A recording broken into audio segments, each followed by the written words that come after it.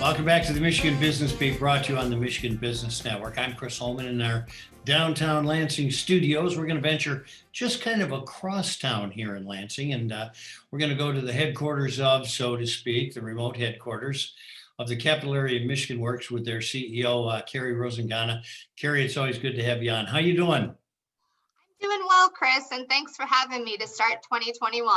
Well, it's great to have you, and we're going across town to see you, but we also know that your service area is Tri-County, Ingham, Eaton, and Clinton. So let's talk a little bit about business and why should business care about creating a culture of wellness, because we're going to talk a little bit about corporate wellness today. Thanks, Chris. So we know there's been a lot of research that's been done, including a 2018 Gallup poll that talked about 2/3 of employees experience burnout. And these employees are more likely to take PTO, to look for a new job, and to show reduced confidence and engagement at work. So employers are really motivated to have a healthy, profitable, and effective company that really meets the needs of its customers, which can sometimes reduce employees to numbers in an expense category instead of really looking at them as individual people.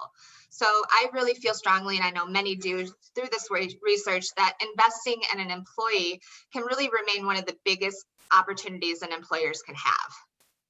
So, Carrie, tell me a little bit about how a culture of wellness can affect an organization as a whole. So an employee's well-being, their emotional and their physical health directly affects their productivity. Employees produce better work when work-life balance is truly aligned. So when a business intentionally is building and creating wellness as part of their culture, we know that better work will be performed and turnover rates will be lower, which is really what we all want to see. And a culture of wellness really improves the workers' performance and also can positively affect morale and retention rates for all of us.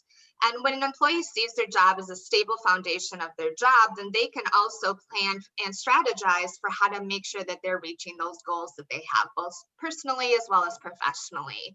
So again, investing in your employees really encourages them to stay and prevents us all from losing those highly qualified employees and the training and the resources that we've built in to help them be successful.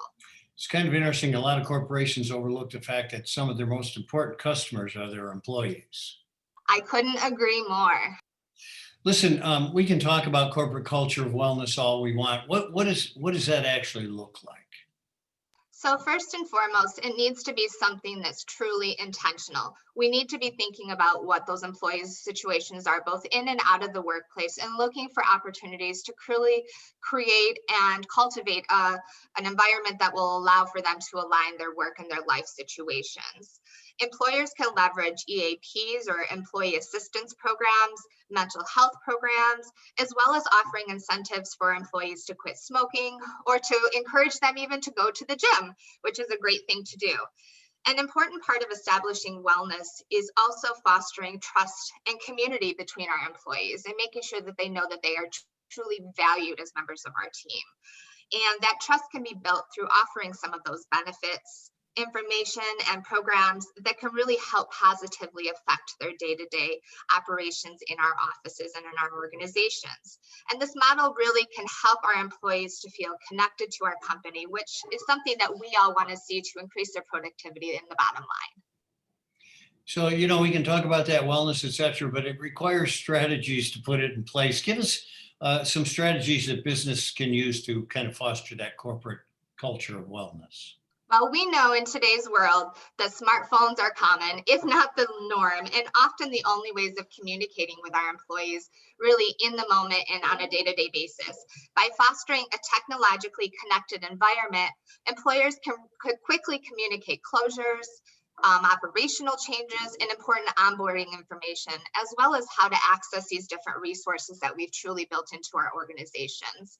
And we also need to actively seek input from our employees and to be willing to really listen to that honest feedback to increase their sense of connection to our organizations and to help to build that pride that they have in our workplace. Another resource that Capital Area Michigan Works offers is the Employee Resource Network, or the Business Resource Network, our BRN. And this can offer employees an opportunity to provide additional resources to help their employees with barriers they may be facing both in and outside of the workplace. And employers can reach out to our office to learn more about that. It's kind of interesting because we can talk about wellness and everybody says, oh, that's fine. We'll get them health club memberships, et cetera, et cetera. We'll keep them happy.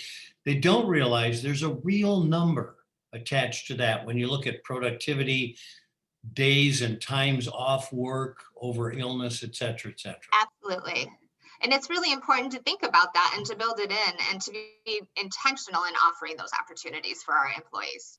Well, listen, thanks for bringing us up to date on all that, and in particular, giving us the strategy so we can implement it. You are very welcome. Always happy to share some ideas.